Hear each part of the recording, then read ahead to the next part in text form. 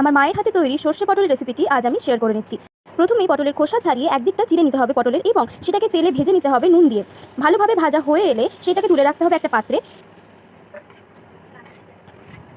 এরপরে আবার সেই কড়াইতেই তেল গরম করে দিতে হবে ফোড়ন, শুকনো লঙ্কা এবং পেঁয়াজ কুচি। এবার সব কিছু ভালোভাবে ভাজতে হবে যতক্ষণ না পেঁয়াজগুলো লাল লালভাবে ভাজা হয়। তার মধ্যেই একটা পেস্ট বানাতে হবে, সাদা সর্ষে, কালো সর্ষে এবং কাঁচা লঙ্কার একটা পেস্ট। এই পেস্টটা বানানো হয়ে এলে এবং পেঁয়াজগুলো লাল লালভাবে ভাজা হয়ে গেলে সেই তার মধ্যেই দিয়ে দিতে হবে এই পেস্টটা এবং সামান্য একটু জল। এরপর স্বাদ মতো নুন এবং পরিমাণ মতো হলুদ দিয়ে এবং রং করার জন্য একটু কাশ্মীরি লঙ্কা দিয়ে সব কিছু ভালোভাবে মিশিয়ে নিতে হবে। এবার ভেজে রাখা পটলগুলো এক এক করে দিয়ে দেবেন এবং সেই পটলগুলোকে সেদ্ধ হতে সময় দিতে হবে কিছুক্ষণ।